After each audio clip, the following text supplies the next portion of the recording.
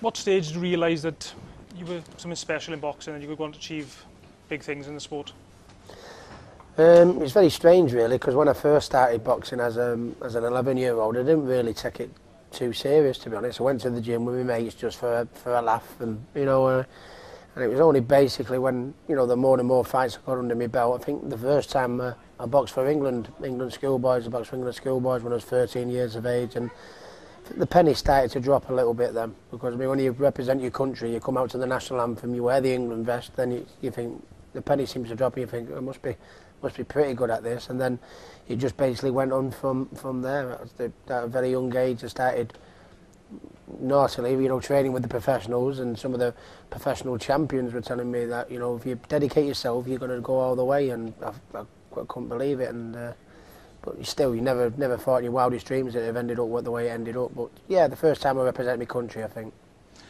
What boxers did you try and emulate, or did you sort of admire and look up to as a young boxer? My hero growing up was Nigel Benn. Nigel Benn was round about the year when I was about 13, 14, 15, and I started boxing for England. It was the Ben Eubank, Michael Watson trilogies, that were always on the TV. And Nigel Benn was my favourite. He was exciting. Everything was a hook. The crowd loved him. He was very aggressive. So Nigel Benn was my hero. And then as I got more and more into my boxing and found out, and studied the history of the game, Roberto Duran became my all-time favourite. But when my first inspiration, I guess, was to try and be like Nigel Benn, yeah. Your night against Kostya Tszyu, when you become the undisputed world champion, like welterweight, one of the biggest nights in British boxing. What was your memories from that amazing night? I was probably the only one. Me and my trainer Billy Graham were the only ones that believed we could win it. Nobody really gave me much of a chance, but we believed we could do it. And before that fight, I was always boxing at the MEN Arena, and there was always a big crowd and lots of interest. But I think the penny dropped when I first went to the press conference, and it went from being 4 TV cameras to like 25, 30 TV cameras, and then Kostya Tszyu walked in the room, and the buzz about the place when he entered the room for the press conference. I thought, yeah, this is the big time, this. And but he's probably one of the best light welterweights there's ever been. So to beat him in the manner I did beat him, made him quit on his stool at the end of the round. It couldn't have been a more perfect finish. Kostya Tszyu in that fight, like you said, I mean, I will say I had you to win, but what was it like? What was Kostya Tszyu's power like? Because at the time he was knocking everybody out. I mean, he made Zab Judah do some sort of silly dance. What was his power like? Was there a difference? It was horrendous. I think the punching power was really. He shook me several times in the fight. Not that you'd probably notice really, because I had that much. The fact that nobody gave me a chance and everyone expected me to get knocked out inside 4 rounds. That became my inspiration and my drive. Every time that right hand did hit me, all the things that be going through my mouth, my head, thinking, don't let them win. They're expecting you to all fall, and I just used that to me advantage. I think the manner in which I won the fight, because he's such a murderous punching machine, if you like, everybody had kept away from him and ran away from him. For me to jump off the stool and sort of like practically jump down his throat, I think the manner and the bravery I showed in doing it, I think it standing me in good stead. And then, the people in the United States were crying out for me to come over there. So it was my best win of my career, and it led to obviously a lot of bigger things. How did your life change out of the ring after the Kostya Tszyu win? Was it sort of took you to another level, really? Yeah, well, I always believed from day one I could be a world champion.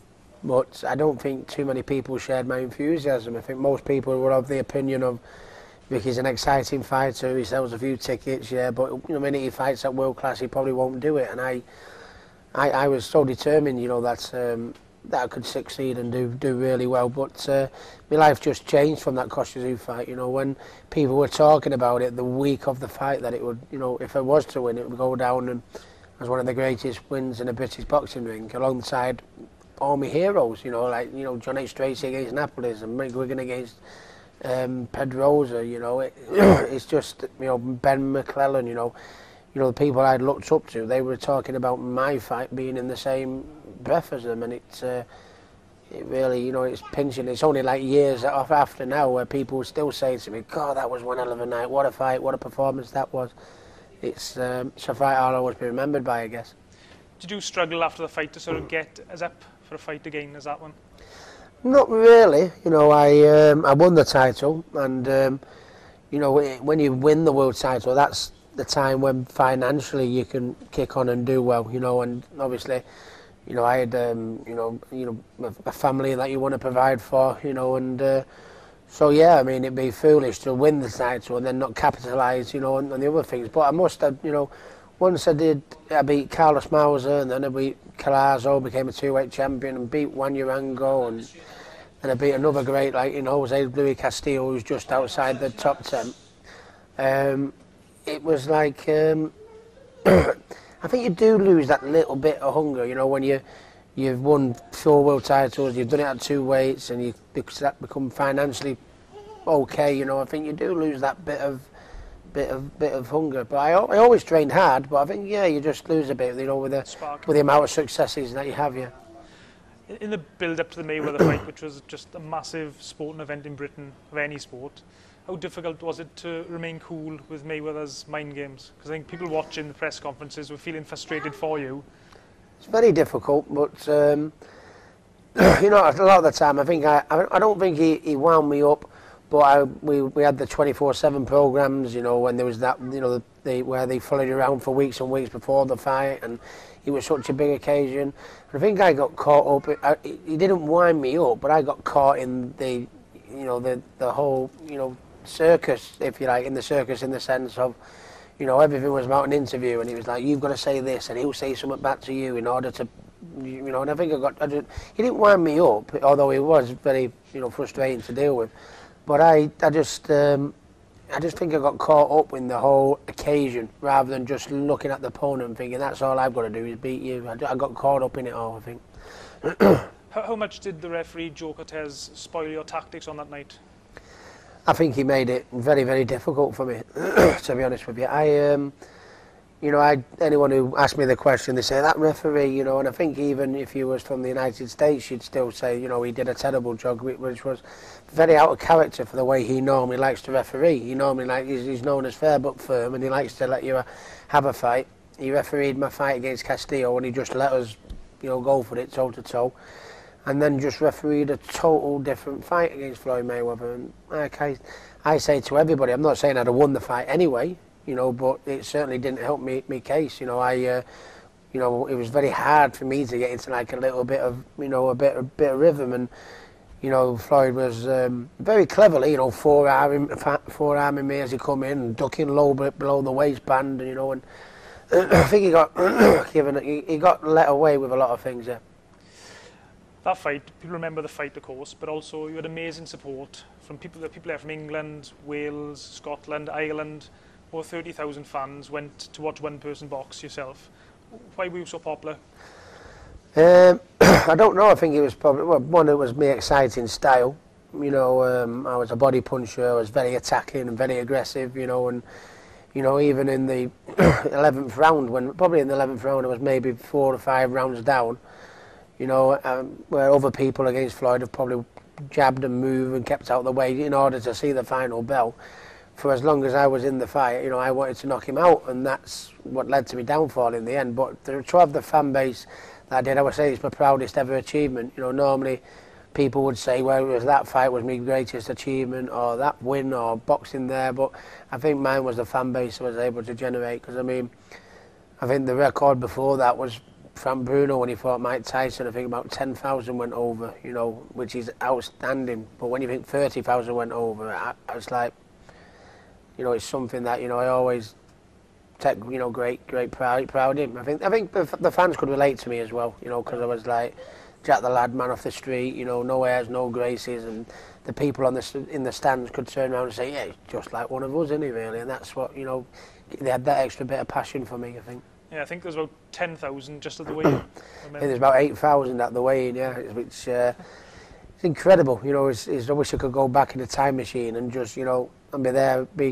soak up the atmosphere of being in the crowd and being at the weigh-in and being on the plane flying over, because it makes me feel proud. We hear so many nice stories and people say, oh, that was the greatest trip of my life, the greatest sporting event, you know, I've ever been to. I wish I'd have been and fly on the wall just watching it all unfold, yeah. Looking back on your fight with Manny Pacquiao, which is your next big fight after Floyd, would you do anything different in hindsight, or what would you do different for the opportunity? I think it's clear that, you know, people at my training camp, you know, like me family, me staff, the team that had been around me all my career, it was clear to see that my trainer at the time, Floyd Mayweather, was probably pushing me too hard, and there was maybe, you know, there was a week period, 3 weeks out from the fight, where I should have took a week off because my weight was down too soon. I was looking red hot, and then it's like 2 weeks before the fight, you know, my performances in sparring and in the gym just started to dwindle a little bit, you know, and you know, where everyone was saying, God, Rick, you know, you need a rest here, you've got nothing left. I wish I'd have opened up my mouth and said, listen, Floyd, and I know you're a good trainer, I know you're exceptional, but you know, nobody knows the body better than me, and my body has got nothing left at this moment in time. If I don't have a day off or a few days off, I'm not going to have a fight left in me. And I never did it, and by the time I got in the ring, I didn't have a fight left in me. So I mean, and once again, I'm not saying if it had been differently, if my training camp had gone 100% perfect, I'd have still beat him. I'm not saying is that when, you know, when my biggest fights in my life against Mayweather and Pacquiao, there was things, you know, didn't quite go as smoothly, which was always been very difficult for me to deal with. You fought the two biggest pound-for-pound boxers of the last decade or so. Is there any other fighters from your generation you would have liked to have boxed? Yeah, there's a few that probably, you know, I fought pretty much most of them towards. There's not too many that I didn't fight, but I would like to think Miguel Cotto, that's down at light welterweight. I mean, I was never really a welterweight, even though I fought Floyd at welterweight and I won a world title against Collazo at welterweight. I was always really a light welter, but I think I'd like to have boxed Miguel Cotto, and I'd love to have boxed Arturo Gatti. I think me and Arturo Gatti, and the fact that he's a hero of mine, a living legend, and I'd love to have boxed him. And Mickey Ward, I think they would have been outstanding fights. Well, outstanding fights for the fans to watch, not too outstanding for me to be involved in, but there's one thing about me, I always loved a fight, and I think fighting them three would have, they'd have been all-time great, one of the greatest fights of all time, style-wise, you know. I think with Gatti, because he was so popular in America and he was so popular in Britain, that'd have to be a stadium or something like that. Oh yeah, you know, if you know Arturo was still fighting today, and sadly, if he was, you know, we'd love him to still be with us, but if he was still fighting today, and we were both in our prime, you could put that in Wembley Stadium, you know, 100,000. You could put it in Wembley Stadium and sell it over 3 times over, wouldn't you? It'd be incredible. Yeah, massive. So how do you think a fight would have gone between yourself and Arturo, both in your prime? I'd like to think I'd have had the better of him. You know, when you think I could overpower Kostya Tszyu, he was a real formidable punching machine, if you like. For me, I'd like to think I'd have been able to overwhelm, you know, Arturo Gatti. And Arturo Gatti has were very similar in many ways. Arturo Gatti showed in the second Mickey Ward fight that he did have fantastic boxing ability, but he very rarely used it. Like me, I had fantastic boxing ability, and you only saw it in a few fights here and there, you know, against like Ray Oliveira and Ben Taki and people like that. But generally, I just like to fight, and he did. And I think I'd like to think Arturo, and I've been able to draw him into a fight. And if I was able to do that, I think I'd get the better of him. Yeah. After your boxing career was finished, you went into promoting and training. What was the motivation there? Well, the motivation was, you know, boxing has given me such a very wonderful life, and my family such a, you know, a very privileged life.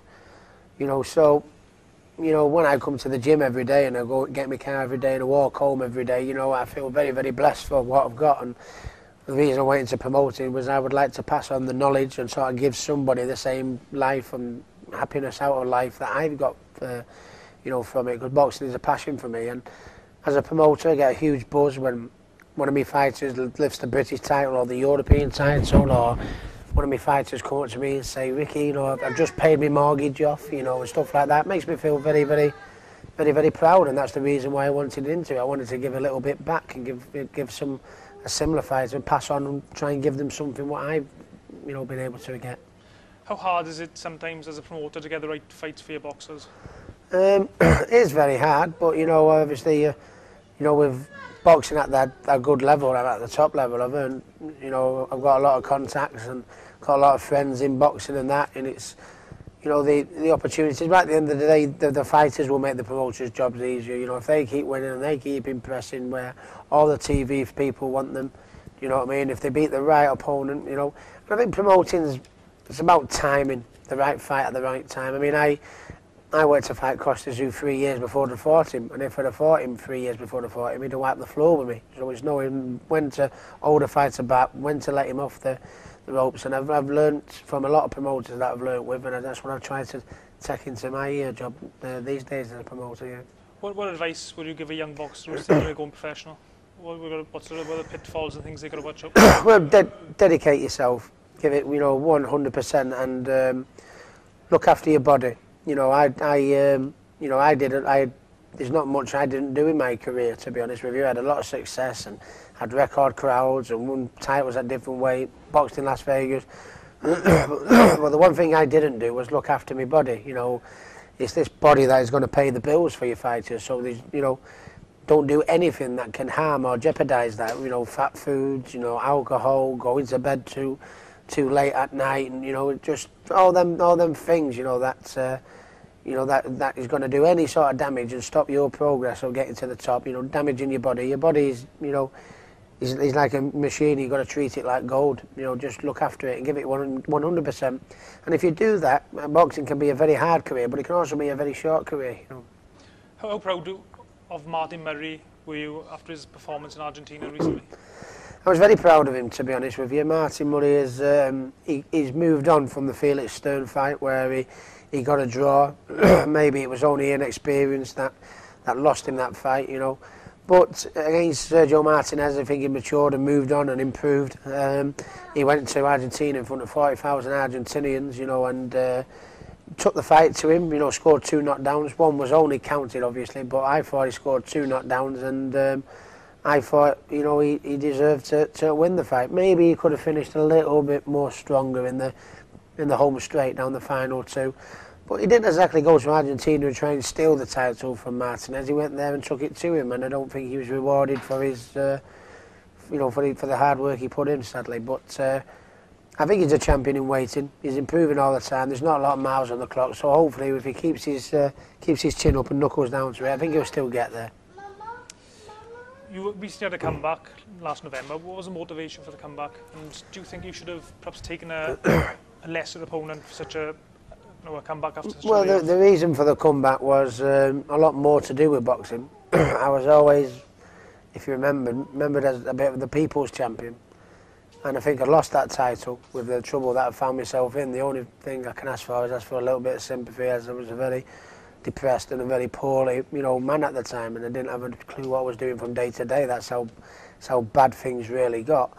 But then when I started become a father again, and I started training the fighters and getting in the gym and looking after myself a bit better and being a little bit more healthier, you know, that buzz finally, you know, came back, you know, and yeah, I'd like to have gone on and won a world title, and they'd come back with a led to 2 and 3 fights and 4 fights and stuff like that. But ultimately, the main thing I wanted to do is make people proud of me again. And even though the result didn't quite go the way we wanted it, I think I picked a very dangerous opponent for my first fight, you know, and you know, I gave it 100%. You know, the reason why boxers make a comeback is when they think, have I still got it? I think, wonder if I've still got it. Well, Senchenko told me that I haven't got it no more.